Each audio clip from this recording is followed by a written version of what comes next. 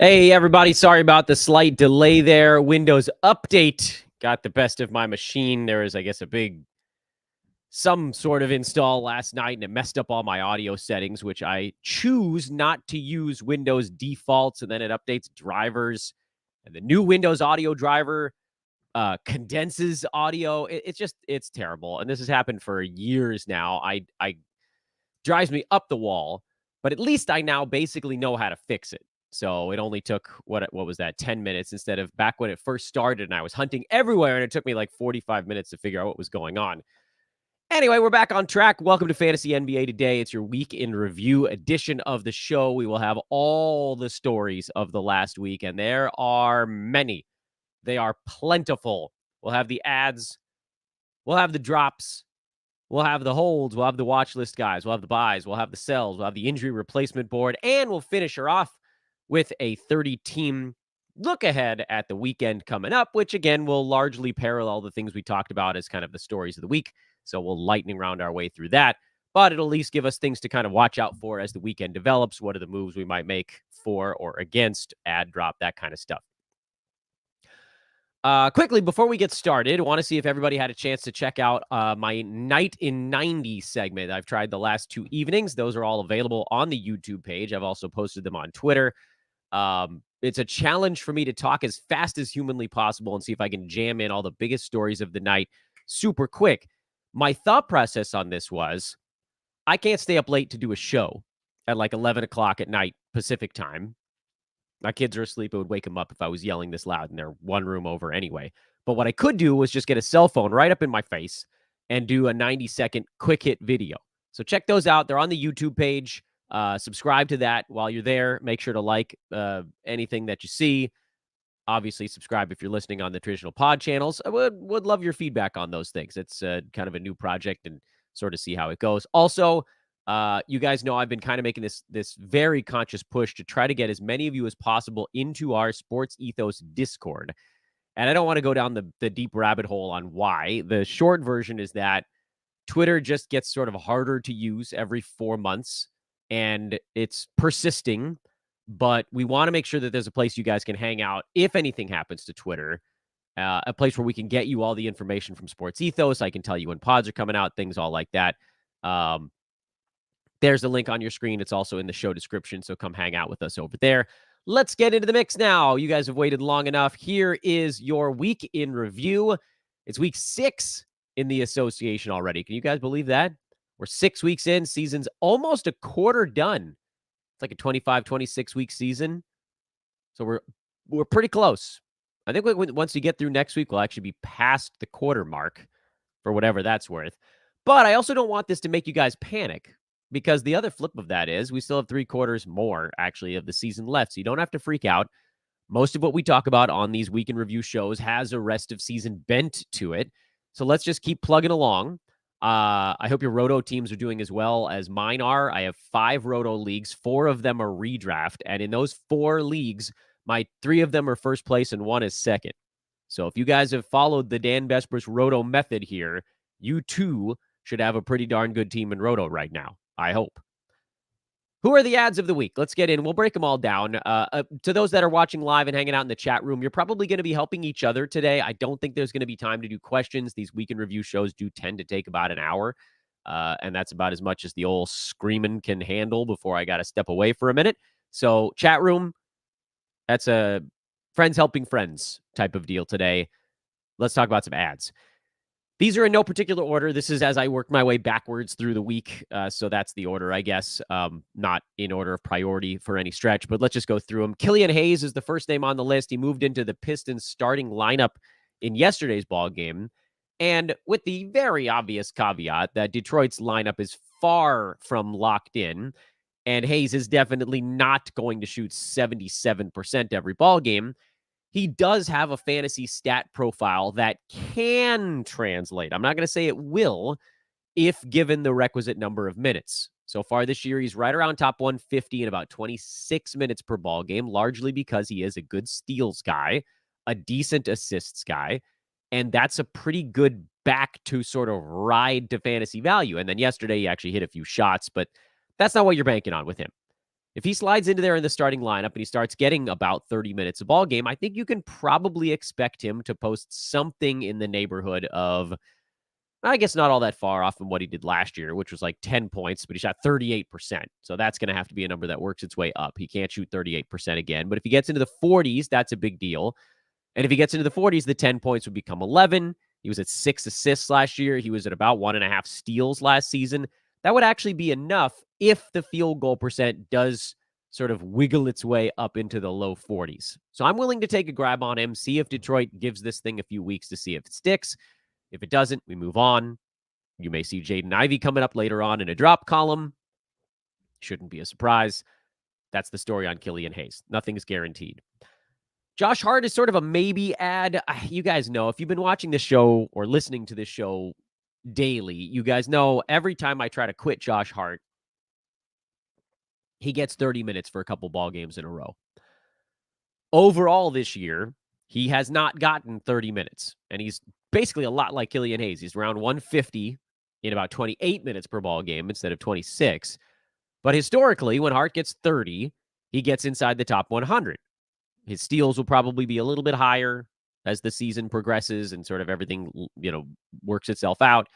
Field goal, free throw percent could work their way up. It's not a guarantee, but I would expect it to kind of trend that way. And if you look at what he did with New York last year, he was playing way over his head. He shot 59% with the Knicks. That's just not a number that he's going to replicate.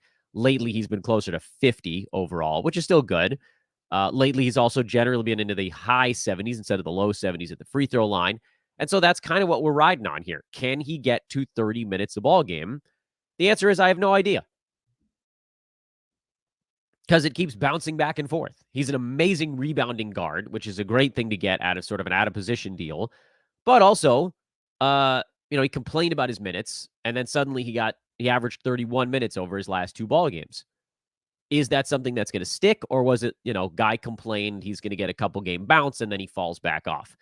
So if you have dead weight to cut, I think you could add Josh Hart. If you're looking at some guy who's like pretty interesting, then you probably stick with guy who is pretty interesting. I put Malik Beasley on this board, and frankly, he should have been there a little ways back, because he's just been running hot. He's shooting 48% from the field this year. That's a number that I simply still don't believe is going to hold. But this is growth. This is Dan Vesper showing growth. Just because he's shooting 48% right now doesn't mean it can't last for another week or two. Looking at his last 2 or 3 seasons, he's been under 40%. And for his career, he's at 42. Although he did have, a 2-week stretch in Minnesota. And if you go all the way back to Denver, like 5-6 years ago, where he did shoot in the mid to high 40s for this long or a little longer. So anything's possible. He's shooting 44% from downtown. That probably comes down. 67% at the free throw line. That probably goes up. The big key for him right now is that he's getting basically starters minutes. Some of that's because Jay Crowder's out. Some of it's because he's been a good floor spacer for them. However you want to ride this thing out, he's been running warm. And so the, new improved Dan Vesper says, hey, if a guy's running hot, just play him. It's okay. Even if we know that the wheels are going to come off, it's okay to just play him until they do. Coby White is a stash play. We've talked about this one 1,000 times now, but it's worth mentioning again. He doesn't have the fantasy profile to support startership when the team is healthy. But when the team isn't, and now we have news today that Zach LaVine is going to be rested for, quote unquote, a week due to his, quote unquote, sore foot, Coby White is very much an add and a stash. And I don't even know that he's going to be good enough to play with only LaVine gone. It's sort of iffy. He's been good lately because he's shooting 92% at the free throw line, and he's scoring 20 points a ball game with 4 3-pointers over his last 4 or 5 ball games. That's not a thing that sticks even when guys are hurt, but it's the uptick in usage. That's what you're banking on here, because he doesn't get steals or blocks. He doesn't rebound very much. You're banking on points, threes, free throw percent, and hopefully more assists as guys start to get shut down, get moved, whatever. The Bulls' detonation is underway already. So we need to make sure we're on top of that. And Coby White is, he's the most obvious stash in the NBA right now. He's pretty heavily rostered because everybody knows what's going down, but make sure he's rostered in your league. And don't worry, we'll talk about a couple other Bulls a little bit later on. Andrew Wiggins and Kelly Oubre Jr. are both in my add if dropped discussion. Oubre would have been dropped because of injury. Wiggins would have been dropped because he put together one of the worst starts of a season that I can remember from any established NBA player. But after, before slamming his door in the finger of his car, which is just like, this is like what a kid does as they're learning you don't put your finger near the hinge of the car door or where it closes on the opposite side. Regardless, it happened, or at least that's what they said happened. He had his best game of the season right before that. He was aggressive. I know you could say that the game like 2.5 weeks ago against the Thunder was maybe better statistically speaking, but I didn't see better effort in any game besides this last one he played in, their loss in Sacramento. He had 10 rebounds. That was a season high. That's just a sign that he was more engaged. He was having fun. He was aggressive. He was doing the things that Wiggins of old could do. And he got dropped in a bunch of leagues because he was outside the top 300 prior to that ball game, which again, like, yeah, you can't hold a guy like that. So I don't blame teams for dropping him. But if this is a sign that he's waking up, you got to get him. That's basically as far as it goes. Like, if he's waking up and this starts to level off, you need to make sure you have him there. And then same story for Kelly Oubre, who I don't know that we ever got the actual final story of what happened with him. He said he was hit by a hit and run driver, and then there was some stuff about riding a bicycle. Like, who knows? Either way, sounds like he's coming back as soon as tonight, possibly, but very soon. And he was great before he went down. He was scoring 16 points on good shooting. He was getting open looks around Embiid and Tyrese Maxey. Yeah, there's a chance his numbers slow a little bit, but you got to make sure that he's on a roster because he got dropped in a bunch of spots when he was hurt, especially when folks thought he was going to be out for a really long time. Cole Anthony, who also kind of falls into the not quite as long as Malik Beasley, but guy who's running crazy hot right now, just needs to be rostered. I don't think that the run he's on lasts for that much longer because it never has. And it's not like he's just magically going to become a superstar overnight, but he's putting up superstar numbers over the last week and a half, and you got to play him when that's happening. If you go back to November 21st, which is about a week and a half ago, almost exactly, he had 15 points and 10 assists. He had a couple of decent ball games before that, but there wasn't the like, oh my goodness game until he had the double-double. Then he went for 20 the next night, 16, 3, and 6 with 3 defensive stats the game after that, 37 and 7 in their win over Charlotte, 25, 6, and 5 with 2 blocks in their win over Washington. Yeah, I mean, the opponents certainly help, but the Magic have won 8 games in a row, and Anthony's been pretty darn warm for about 7 of them. So just roll with it. If Markelle Fultz ever shows his face, that could put a dent into it. If Cole gets cold, that could put a dent into it. But who cares right now? He's hot. Play it. I'm going to go out of order here for a second for those that are watching the list and make sure that Derek Lively is on rosters. He's fully rostered in all of my leagues, but he's still listed as only 44% rostered overall. And he very much needs to be because his minutes have been trending up as Jason Kidd and the Mavs have decided that their very old contingent of backup centers just isn't as fun of an option or good, frankly. And for Lively, he's right on the cusp. He's like just outside the top 100 in 24 minutes of ball game. So 25, 1 minute, literally all you need to get him inside the top 100 from there. 26, gravy. If he gets up as high as 27, now you're really cooking with gas. And I do think that as the season progresses and he kind of continues to learn the NBA pace, that number might continue to increase.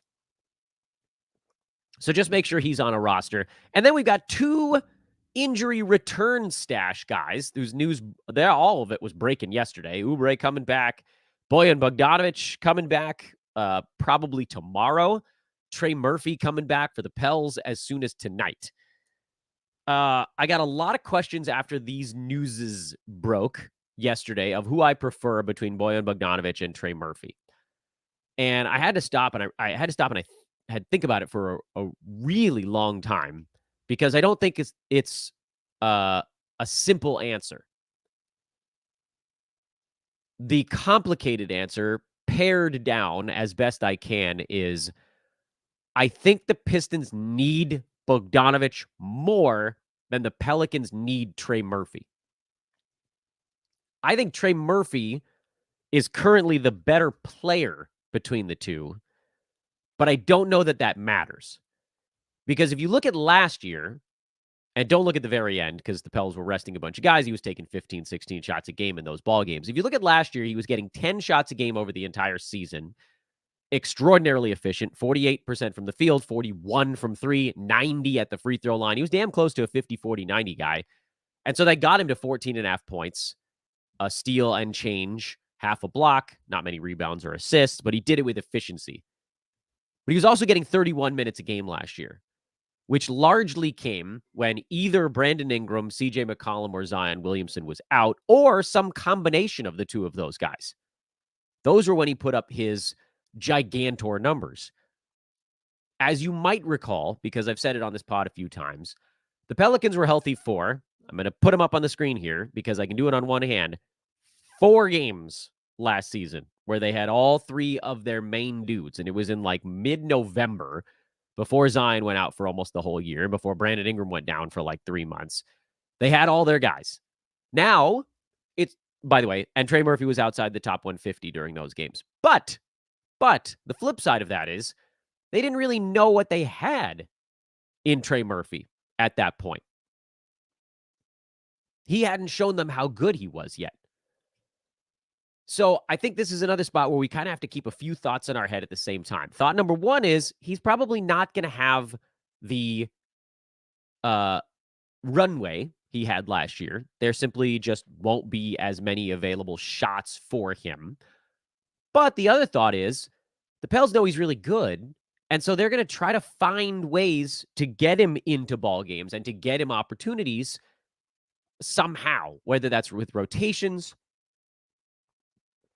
getting kind of clever with him, maybe trying not to have him out there with all 3 of those other guys at the same time, maybe only have him out there with 2 of the 3 high usage guys. I think they're going to try to figure out a way to make that work because they know how effective he is and how unbelievably important it is to have a decent defender who can also be one of the best floor spacers in the NBA. I mean, 3-and-D guys, we talk about 3-and-D all the time, but like really good 3 is usually not part of that equation. Usually it's like, hey, this defender can shoot the 3 ball a little bit. Trey Murphy's more like, hey, this guy can defend a little bit. Damn, he can really shoot. Laser beam. So I think Trey Murphy will be useful. I think there's a pretty darn good chance he's a 12-teamer. I just feel like Bojan Bogdanović, and both of these guys are going to need to ramp up a little bit. So don't expect much in the next, 1 or 2 games from them. But once they get their legs underneath them, a week and a half, whatever it takes, I think Bojan Bogdanović likely scores a whole hell of a lot more than Trey Murphy does. Both of them are actually pretty efficient when it comes to the field goal free throw thing. Bogdanović actually much better at getting to the line. He was 4.5 for 5 from the free throw line last year. That's almost 90%. He also shot 49% from the field and hit over 2 3-pointers a game. The difference is that you got an extra half steal a game out of Trey Murphy, and you got an extra 6-7 points out of Bojan Bogdanović, and the rest of their stuff was not all that dissimilar. The positive free throw impact was bigger for Bogdanović, but the steals actually pushed Trey Murphy to the higher 9-cat per game ranking, also the lower turnovers. So I think when you roll all that together, as I like to say on this show, into one big old burrito, I think I prefer Bogdanović just because points are going to be harder to find on the wire right now.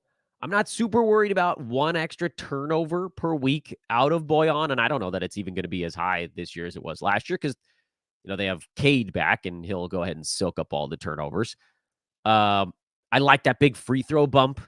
And I don't know that my teams badly need another waiver wire steals guy. So I probably prefer Bogdanović. I think they're both decent shots to be 12-teamers, but that's where I get to my answer. And you guys can feel free to disagree. I don't know that there's like a perfectly right answer to that. That's just how my brain works through it. Next on the list is our holds. This is who you must hold on to right now. Of course, please take a moment to like, rate, and subscribe in between our clusters of names here, and also find me over on social at Dan Besbris. You can see that on your screen right now. If you're watching, I made it bigger so it's easier to view. I also promised you guys that I would be a bit more clean shaven for today's show. See, look at that. Neck is better, face is better. You can look, preferably better than me by visiting manscaped.com. Use promo code ethos20 to get 20% off and free shipping on your orders over at manscaped.com, especially now in the holiday season. This is like the perfect time to get in on the Manscaped stuff. Ethos20, 20% off, free shipping. Get a handyman if you want that close shave. Get a lawnmower if you want to do the trimming, the beard trimming. Look at this. Look at the beard right now. That's groomed, man.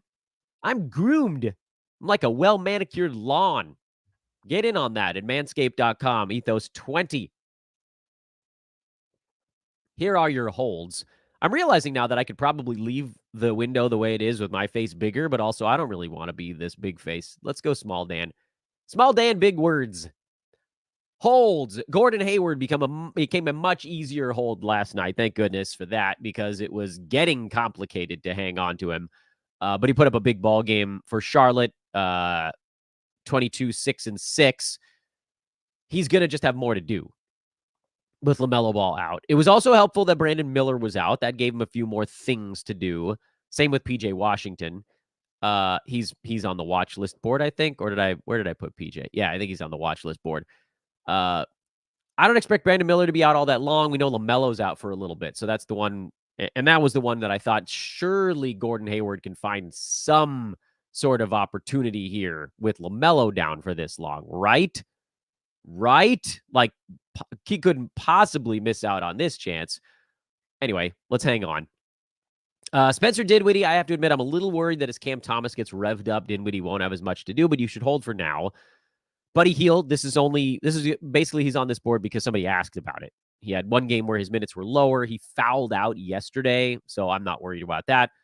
Onyeka Okongwu, every time he has a little lull in his fantasy game, I got to throw him on the holds board. He obviously hasn't been as juicy lately as he was earlier, but he always sits inside the top 115 when Clint Capella is healthy. Just wait. At some point this year, Capella's going to miss a few ball games, and then Okongwu's going to get nuts. And he's been good enough regardless. Alex Caruso is on the holds board. People are like, can he still hold value if he gets traded? And I'm like, I don't really know, but these numbers 75 and 9 cat right now, and he's starting for a team that just shut down Zach LaVine for quote unquote 1 week.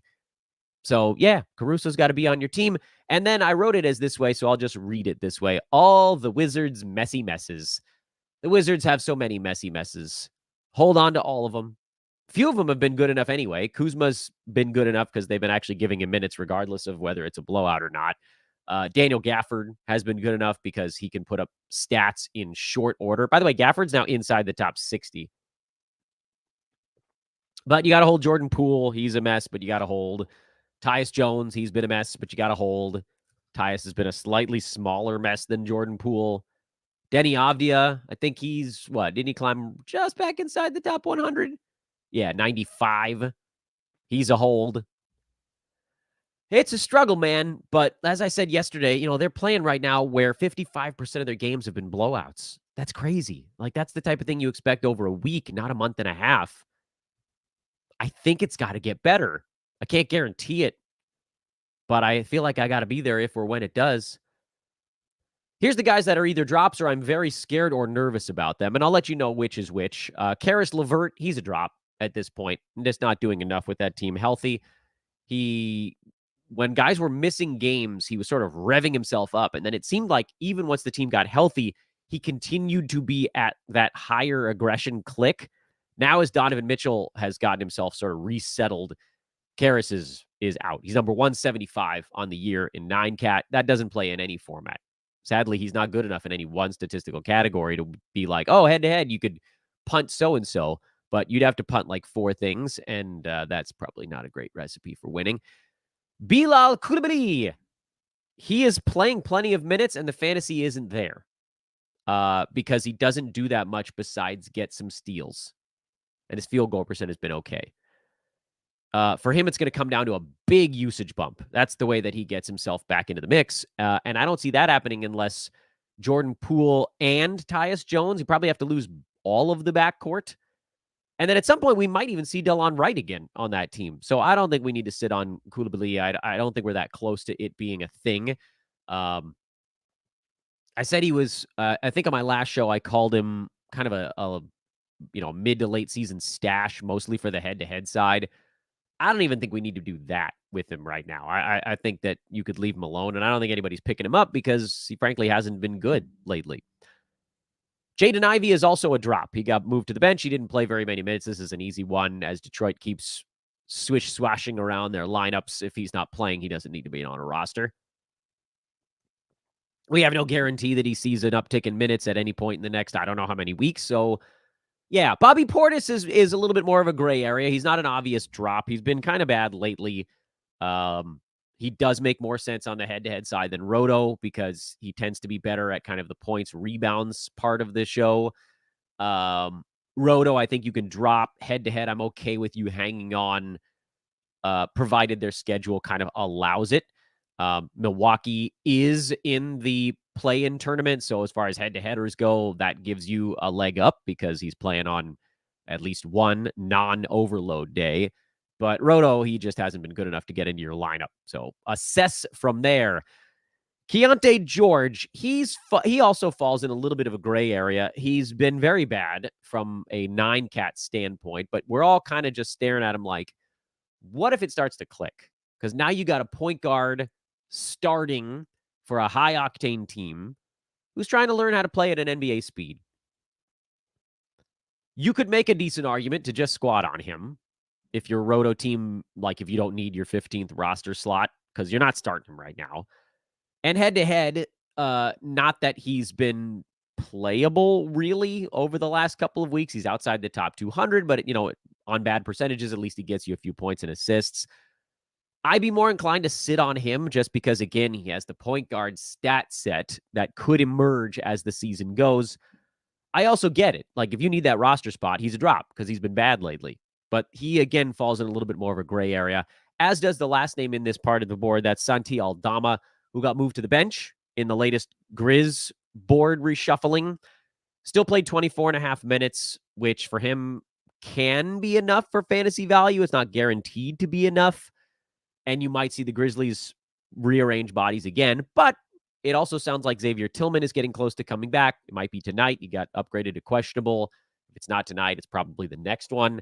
That's just another option in the front court that's going to make life more difficult for Aldama to actually do more than just take a bunch of shots. And so that's why I think you could probably get away with kind of a preemptive drop there.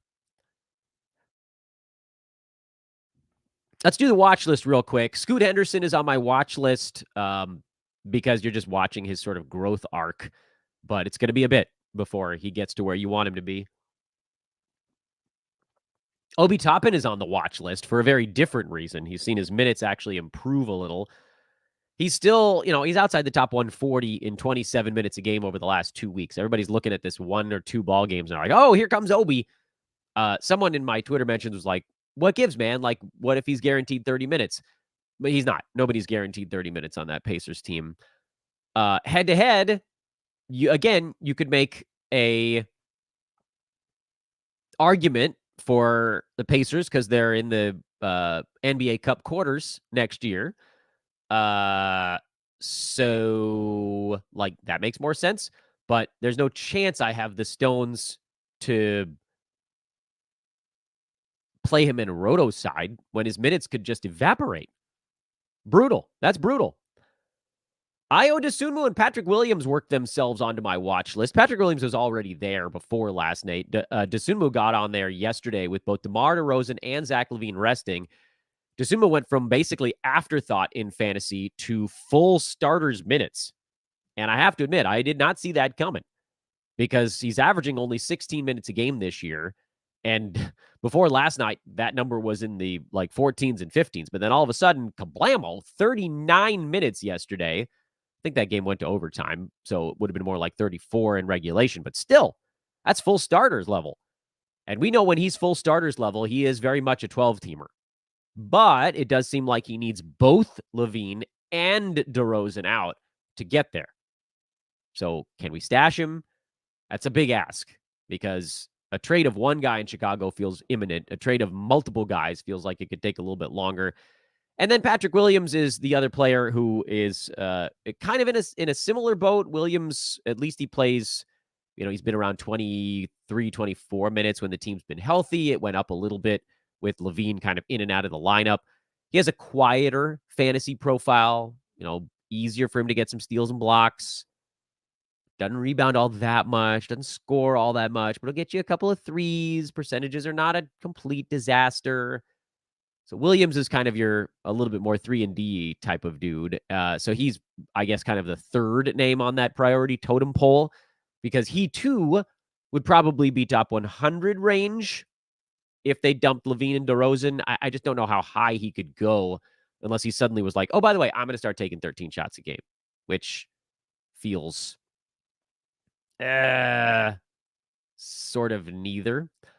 Someone in the chat room was like, where's Asar Thompson? Don't worry, guys. This board is not over yet.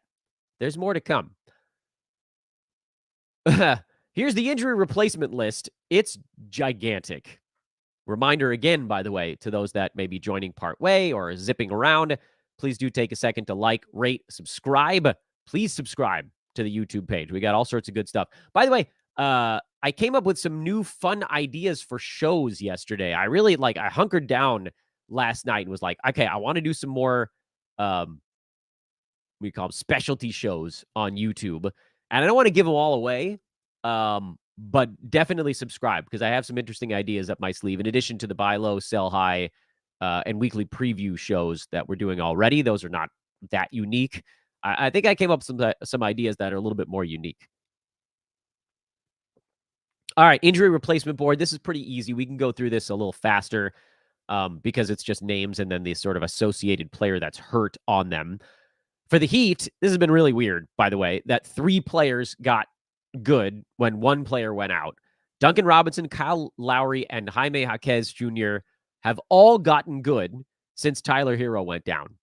The darndest thing. Kyle Lowry, he plays regardless, but Robinson wasn't getting to do enough. Jaquez wasn't getting to do enough. It's wild. So roll these guys out there as long as Hero's hurt, and then once he comes back, we'll reassess. Goga Bitadze, who has been extremely boring, but right around the edge of the top 100 with Wendell Carter Jr. out, so he's a replacement. Kobe White is on here with Zach LaVine out, so there you go. We already had him on the other board. Brandon Miller with LaMelo out, but he got hurt, so then PJ Washington with Brandon Miller out. This is the Russian nesting doll of injury replacement board. Sadiq Bey with Jalen Johnson out a while. That one has been sort of pretty well confirmed over the last couple of ball games. Nickeil Alexander-Walker. Talked about him on yesterday's pod. I said, hey, he's been starting with Jaden McDaniels out, but he hasn't been able to take any shots. Well, then Anthony Edwards went down, and Nickeil got a bunch of shots. So he'd be a great spot play if Edwards misses another ball game. Simona Fontecchio with Larry Markkinen out. Not a super fun one. I'm not that excited about this. And again, this is the injury board where you kind of have to wait for updates, and you got to make sure you're targeting specific things. Fontecchio's been a couple of threes and a steal, more or less. If Devin Booker has to miss any time with his ankle sprain, it sounded not great. So we'll see. Then you'd get Eric Gordon into your lineups. Derrick Rose, who's not going to play in back-to-backs, I can pretty much guarantee it, but with both Marcus Smart and Ja Morant out, he got a shot in the starting lineup, and he looked really good. So he's a spot play. Al Horford with Kristaps Porzingis out has been awesome, and Joel Embiid missed shoot-around today with his illness, and that would mean more Paul Reed. And by the way, I'll also throw in some news here that broke during the show. Luka Doncic is out due to personal reasons tonight. Historically, that's meant Tim Hardaway Jr. has been decent enough to get on this board. I'm not going to add him while we're talking right now, but if you wanted to play Tim Hardaway, you probably could, although I think he might be questionable also. So you got to make sure that he's playing before you do it. If he's out, there's going to be a whole lot of Kyrie Irving tonight, baby. Ooh, doggy. And I'm good with that because I ended up with Kyrie in a lot of spots. I'm good with that. Let's get into the buy low and sell high. If you were wondering where some of these names are, believe it or not, I had Asar Thompson earlier this week on the sell high board. Then he got benched and he played 15 minutes. And now everybody's going to panic. And now you can buy him back. We had to act quickly And I know some of you guys are like, Dan, how the hell did you know it was going to fall off a cliff like that? I didn't. I thought he was just going to hit a rookie wall. Well, it seems like his coach sort of built the rookie wall. Anyway, people are going to freak out about his bench role. I don't think it's going to last more than a couple of weeks. And once he gets through that, then you might be able to get him, somebody that could roll 75, 80 range at very cheap. Hell, he might even get dropped in some spots. Jalen Williams had a big ball game against the Lakers yesterday. At some point, he's going to wake up more permanently, and you're going to want to be aboard for that. OG Anunoby, Jaren Jackson Jr., these guys I've talked about as buy lows for a week and a half, 2 weeks now, and nothing I've seen has moved me off of that position. Your sell highs are Jeremy Grant because he's running super hot right now, but I do think he settles in that kind of 65 to 80 range. And then Kyle Kuzma, who, like, we saw him fall 20 spots just because of percentages dip. That whole thing is a little bit frightening with the Wizards. At some point, either they don't play him 32 minutes a game or some of the bottom falls out. So you want to try to lock in. And I think you can get a decent thing. You can get some decent return on Kuzma, I believe, because he's scoring a lot. And he had some big assist games mixed in there. And people are willing to overlook the fact that he's bad at the free throw line. And eventually his field goal percent is going to kind of kick you in the nards. So you can probably get a pretty good player coming back. And that, my fine feathered friends, is your week in review part of the show. But also, friends that are both fine and feathered, we've got more because we've got a weekend preview part of the show yet to come as I slapdash haphazardly try to get that to show up on the screen here on the YouTubes. There it is. So very quickly here, by the way, someone in the chat room was like, maybe you should reassess that Kyle Kuzma is just good. Guys, we know what Kuzma is. We know he's not a 90% free throw shooter, which he's shot over the last 2 weeks. We know the bottom falls out. That doesn't mean that he's going to be bad. You guys are not great at interpreting when I say buy low, sell high. Kuzma's number 71 right now in 9CAD, and he's still shooting 82% at the free throw line. He doesn't get defensive stats. People are more than willing to overlook that. The 47% from the field probably ticks down to 45, 46. When these things happen, the free throw percent comes down, the field goal percent comes down, the other stuff kind of ticks down with it. That will hurt him. But because he's scoring and assisting so much, even though he's ranked 71, you could probably get someone inside the top 60 for him just because of what he does well. Sort of that head-to-head model. Good scoring, good assists, good threes out of a power forward. Someone willing to overlook some of the other stuff will overpay for that. Hope that made sense. Okay. Weekend in advance, and there won't be that many things here that we haven't already talked about. But Washington, we just talked about. Orlando, again, like, there isn't a whole lot to go on there other than when the hell Markelle Fultz actually shows back up again. We talked Cole Anthony already. Knicks, Josh Hart, that's the only one. Raptors, nothing. I think it's basically nothing. Where's Scotty Barnes at now? Yeah, he's still 14. Pascal Siakam, he's sort of slowly working his way up the board. Yeah, he's up to 139 now. Which, by the way, Pascal Siakam is, I think, a glowing example of what could happen to Kyle Kuzma when the free throw number comes down. Because their other stuff ain't all that different. Just saying, where he's at right now. What the hell else is going on here? Memphis, we really need to see what the hell's going on with their starting lineup. Is it still going to be Rose and Roddy? And then in the back-to-back, if Rose is sitting, what do they do there? Dallas, it comes down to health, really. Who's going to be upright for them? Sixers, Joel Embiid's status. That's kind of it. Although Kelly Oubre, if he's back for this one, you'll see how many minutes he gets. It won't be a full complement. Some people are freaking out about DeAnthony Melton already. I don't think you need to. I mean, yeah, he got to do more with guys out, but he finally got the field goal percent up to 40, and so everything now is just sort of fine there. Celtics, they finally played again. 2-game week for Boston, so that was a little bit annoying. I mean, you know me and my love of Big Al. Spurs, I didn't really talk about very much because Wembanyama, he's been coming on. He's dealing with a little bit of a hip thing, so there's a chance he might miss a game. He's number 27 right now. Field goal percent has inched up a little bit. You guys know my feelings on the Spurs. Pretty much anytime guys on that team have a really efficient ball game, you consider selling, like Devin Vassell. Do you think he's going to have 50, 78 splits this year? I'm inclined to doubt it.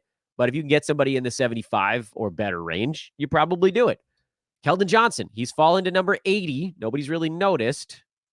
We called him a sell when he was in the 60s. Yeah, maybe 80 he could hold. It's a possibility he could keep that, although I do still think the field goal percent probably comes down, and I'm a little worried the rebounds do also. And then Jeremy Sohan had that one gigantic ball game to push him back inside the top 200. Not that you could sell on him. I think most of us are just hoping that Sohan misses a couple of games so Trey Jones can start at point guard. That's the Spurs. Pelicans, let's see how they work Trey Murphy in. That's definitely on the board. Denver, did Jamal Murray tweak something in that last ball? We haven't heard anything about it, so I'm going to just sort of assume the answer is no, but I don't really know for sure. And then Phoenix, Devin Booker's status is kind of the only thing you're worried about. Giant card on Saturday as everybody gets wrapped up because nobody plays. I believe nobody plays on Sunday. Yeah, no games on Sunday, and then the tournament starts on Monday.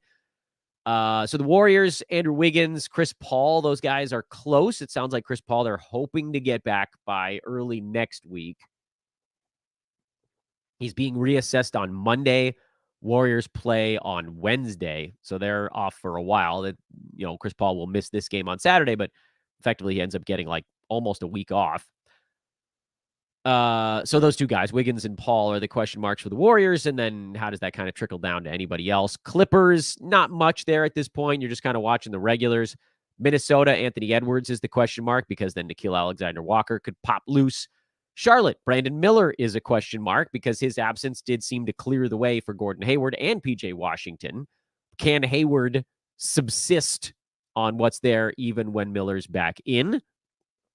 No, we haven't seen yet. I'm inclined to think the answer is probably, but we don't know for sure. Brooklyn, as Cam Thomas ramps up, what does that do to the other guys? That's really what we need to know there. People have asked me what my take is on Ben Simmons. Honestly, I'm just kind of worried that it's going to be like last year where he drops back in, thinks he's okay to play for a little bit, and then just isn't. That's the end of that discussion. Cleveland, nothing really. Detroit, just, who's Killian Hayes is the question there. What does the lineup do? And Bojan Bogdanovic as he works his way back in. Bulls, will Zach LaVine be gone by this game tomorrow? Pacers.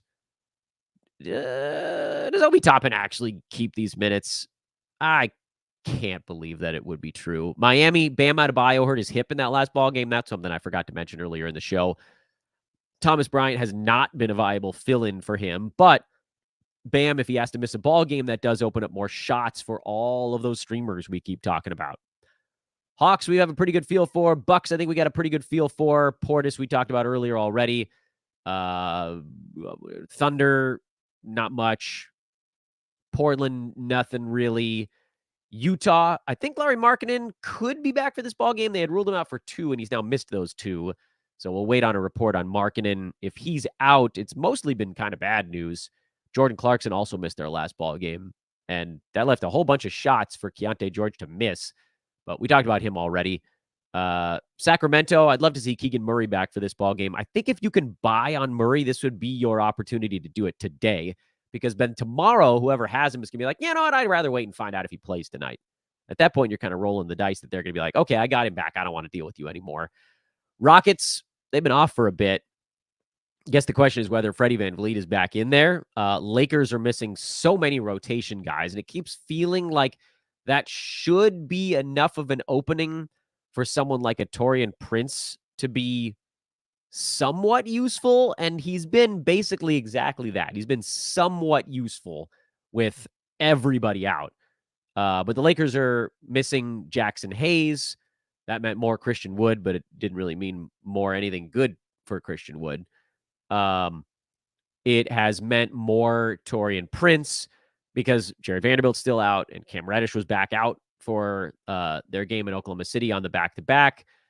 They're down 5 rotation guys. And unfortunately, Taurean Prince played 32 minutes in that game in OKC. He just didn't get to do very much. And they look kind of exhausted. So that one's iffy. It's why I didn't put him on the injury replacement board. And certainly if you're the Lakers, you're hoping you get some of those guys back for this ball game. And that is our big weekend review and weekend preview show. I'm going to pull, it's been a really cool looking chat room. Looks like everybody is really kind of chatting with each other. I'm going to try to skim through as fast as possible and see if I can grab one or two questions that are kind of not league dependent. And if that isn't super obvious, then we'll move forward. Here's one. Who is your favorite pickup out of Brandon Pajemski, Dorian Finney-Smith, and Nikhil Alexander-Walker? The safest is Dorian Finney-Smith because you know Ben Simmons is going to be out for a while yet. Nikhil Alexander-Walker is your big upside play, but you can't really make that move until we know if Anthony Edwards is playing in the next ball game. So that's kind of where you lean on that one. Let's see. What do we got here? Anything else that is super like across the board league relevant? Who would you prefer between Zach Collins and Onyeka Okongwu? That's actually a pretty good question. Zach Collins is at 128. A lot of that's because he's at almost 3 turnovers a game. And Okongwu is right at the top 100 without turning the ball over per game. So I think the answer is if you give a crap about turnovers, it's Okongwu. And if you don't really, like if you've built a team the way I often do, which is I don't go heavy turnovers early.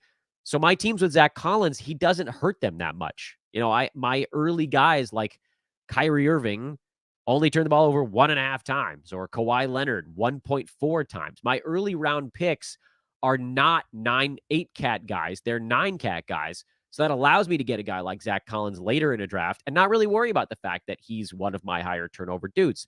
So I probably prefer Zach Collins. Now, like if Clint Capella gets hurt tomorrow, then I reserve the right to change my opinion on that. But that's where I come from. And I'm assuming that most of you guys that are listening or watching this show also follow the Dan Bespris doctrine, and you're not going heavy on the giveaway guys early. Like you don't have a team that's Luka, Cade, and Darius Garland, because then you really cannot afford to have another high turnover guy late in your draft. But, you know, if you have Tyrese Maxey early, he's not a high turnover guy, or even Tyrese Halliburton at only 2.5, and Shea's at 2.2. There's a lot of guys that went early this year that are not 3.5 turnover dudes. So getting a high 2s turnover guy at that spot, you can kind of treat Zach Collins like you are punting turnovers, even if you're not really. You're not punting them. You just have a nice, solid base. And if you're punting turnovers, Collins is number 87, and Okongwu is way the hell down the board somewhere. So that's the difference. Like if you have a high turnover team, Okongwu makes a lot of sense. If you have a low turnover team, you can afford to have Collins. Well, see if that adds up a little bit. Let's see. I'd like to do one more. Here's an interesting one. Kawhi Leonard or Damian Lillard? I'm going to go Dame on this one. Even though right this second, Kawhi is actually beating him in per game ranking. Kawhi's number 18. Dame is number 24. And Kawhi's played in every game he's been healthy for, which is freaking unbelievable. They just had a 5-game and 7-night stretch, and Kawhi played in all of them. It just feels to me like Dame's field goal percent is going to tick up. He's at 42. I believe that gets up to 44 or 45 as the season goes. And that alone is enough to probably catch him up with Kawhi, who, by the way, might see his free throw number go up as well. I think I just trust Dame a little bit more long-term, but you guys know I love all those guys. Love me, my old dudes. And I hope the rest of you guys were able to kind of help each other in the chat room. We're going to cut this one off at about 50 minutes on the show. Thank you all so much for watching. Thank you for liking. Come on, guys, hit the button. Seriously, there's like 100 of you hanging out with us live. And how many of you have actually liked it? I haven't looked, but I'm guessing it's like 15 to 20. So somebody hit that button on their way out. Please subscribe. That means the world to us here. Check out those 90 night or a night in 90 shows that I've been trying to work up. Check me out over on social at Dan Bespris. And definitely come hang out with us over in the Sports Ethos Discord. That's a lot of what you've got in the chat room going right now, of just like people helping people, which is absolutely radical. I love it. And I'll throw that link back up on the screen for you if you don't even want to have to go into the show description to find it. So come hang out in Discord. You can ask your questions in there. You can also upgrade to the Fantasy Pass, which is only $6 a month. And then you get access to all the pros in Discord. You get access to my thoughts in real time, the stuff that, I put out on social at the end of the night. Discorders and the premium side get that earlier. There's a lot of cool reasons to think about upgrading. That'd be great. It helps Sports Ethos run. But even if you don't want to do that, just come hang out with us over there and we'll all play together. Thank you again to manscaped.com. Promo code there again is Ethos20. I will see you guys over on social media over the weekend. I'm hoping I can actually get a show going this weekend. I'd love to demo one of these new ideas I've got. But as he throws his hands in the air in confusion, I don't know. We'll see. Either way, have a great Friday, everybody. Enjoy the games. Talk to you soon one way or another. I'm Dan Besbris, and I'm out.